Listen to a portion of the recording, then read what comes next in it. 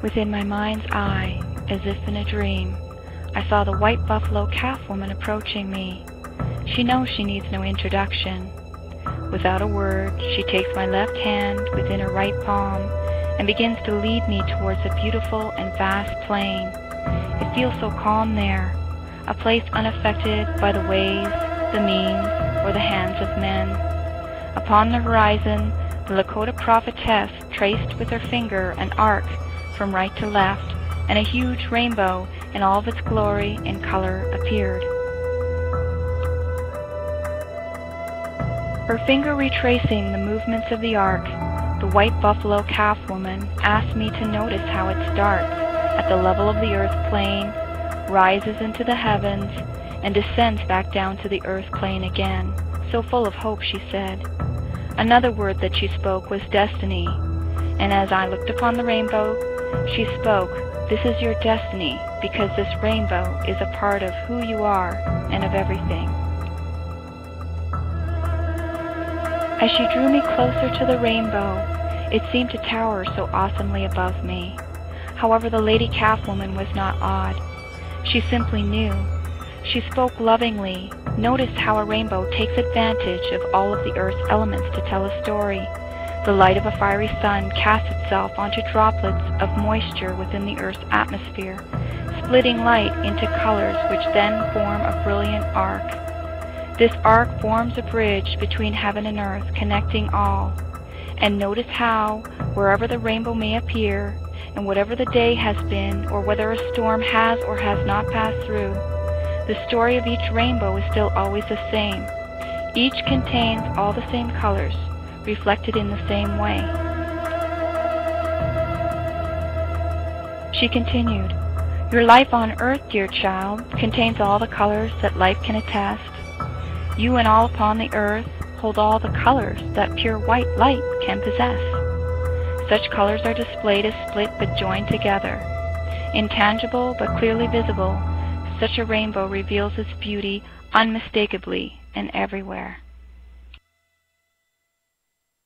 Within my mind's eye, and still as if in a dream, the white buffalo calf woman then led me to the base of the rainbow, which became tangible in her presence. As I took a closer look, there were many people from many walks of life standing upon it at different intervals. "Walk it," she would ask me, in almost the form of a demand. She knew that I would not resist. She walked with me hand in hand. As I climbed the rainbow, I saw hands around me everywhere begin to join. Men, women, and children from every culture, religion, race, or creed that could be imagined. Many natives joined this empowered chain as well.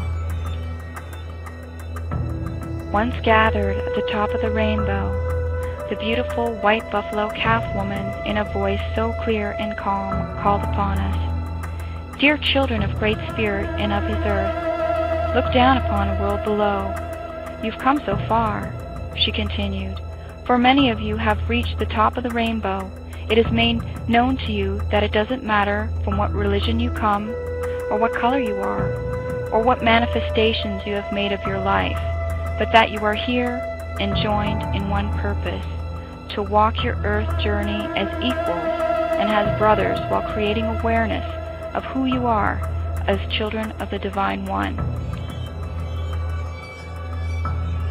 She then turned to face us all and asked each of us, "Look upon earth more clearly, dear ones. You may all stand upon this bridge between heaven and earth and gain a higher perspective looking down, a higher perspective of all of your collective fruits. See the path you paint upon your loving earth with all the colors of your conscious and unconscious prayers and energy. Look upon all of it now with loving and unbiased awareness. From the top of the rainbow, you understand your true perfection. Only from here, from rising above and still standing in the truth of who you are, is it possible to look down for how to intend, think, pray, and live in ways which recognize the earth as a being who is joined with you on your amazing journey to know one and all. This is how to have your bridge to heaven return itself to earth again and touch ground. Only through bridging back to the earth from heaven may you learn how in all ways she, your earth, is capable of representing and acting as a mirror for the purity of your truest form, if you should allow. For she is the shadow of who you are, and what you do unto her you do upon yourself, because you are one. And if you let her speak to you from this heightened position, she can teach you how to have your collective earth life represent the vibration of the pure white light that all of her rainbow stems from. She continued, "Look at nature to see what has been created there. Where do you observe a tree growing healthy fruit, and where can be found polluting weeds that, without boundaries, threaten what tries to flower all around? Of whatever you observe, and without tagging anything as positive or negative, only what is, ask yourself what underlying thoughts, desires, beliefs, or seeds has it been sown from. Do not discount the effect of conventions, everyday habits, and lifestyles, for these are seeds in action. Like weeds, they may begin to propagate and sow until the original seed is hard to note or to take accountability for." Pointing towards a part of earth that had been harmed by the ways of mankind, she spoke, "Here, located among the weeds, may you find the root of collective prayers and thought forms which have sown imbalance and chaos into a world so much seeking to know peace and love." Pointing towards a part of nature living more vibrantly, she spoke, "Located within all that is beautiful, balanced, and unpolluted, lay the seeds of nature's abundantly healthy and thriving fruits. From these you may learn how to think and pray in more united and more fertile ways." She added, "You can then break any mental conditioning in which you have falsely learned to mistake those seeds that bear unfriendly and polluting fruits as those seeds that all that is should pursue and adore. We of all that is wish you to understand choice, one in which you may choose to sow and create what benefits the good of all, since all are one, including one with earth." She continued, "Test all your thoughts for their truth and spirit, for they all need to be tested. Test all your wants and prayers for their greater effects, for all have effects.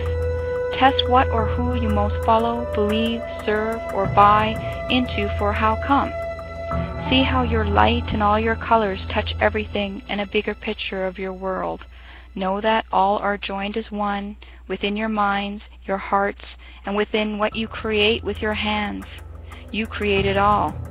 However, it never affects who you are in spirit. It can only affect a reflection of how you know yourself and a story you would tell." Then in all of our left hands appeared a paintbrush. In all of our right hands appeared a palette of all the colors of the rainbow. Then the Lakota prophetess petitioned us once again, "Look how when you look down upon your earth, you can see how in your conjoined efforts you have painted a portrait of the Son of Man, beginning to see himself as Son of Creator, yet still painting a portrait of yourselves as primarily a Son of Man. Such a son is a son of industry, a son of bondage to all that you would conform and falsely rely. You are not a creature of self-destruction, and you do have a choice of whether you wish to paint a life that collectively unfolds in these ways."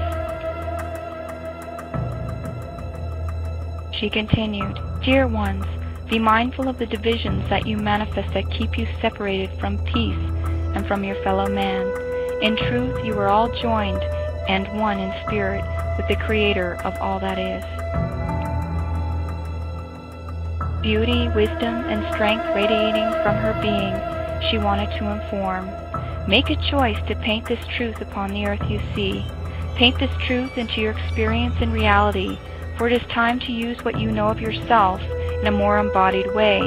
Look down from the top of this rainbow upon nature to ask more clearly how, because your material world is alive with mirrors, portraits, and all that you choose to be painted, and why you have painted them at all. See any internal ways in which you treat yourselves or earth in ways that make you either polluted or unworthy. Brothers, sisters, mothers, fathers, children, and your mother the earth are ever worthy. However, through mankind's treating life unkindly, He has not seen the colors of what you all truly are and what all truly is. As she continued talking, she asked those who stood with her to look down upon the earth in new ways and conjoined foresight and conscious intention. Free yourself, she said, for you are here to learn a new freedom regarding who you are and why you came to earth. Earth is a story about yourself, first not knowing who you are and then knowing truth. You are not a product to buy or sell. You own nothing and are owned by nothing. When you define yourself through who you are within the world, you create suffering. When you define yourself through a new prayer, you recreate truth. If you cannot pray for peace in your world and can only pray for what brings you chaos, why pray at all? As I was wondering what the potential would be if no one prayed at all, she seemed to read my mind and had one thing to say. You always have choice of whether you will choose to learn a lesson within a lifetime. Through not choosing, one can never fail, for you can only be what you are. You merely have another opportunity to learn, and a cycle repeats again.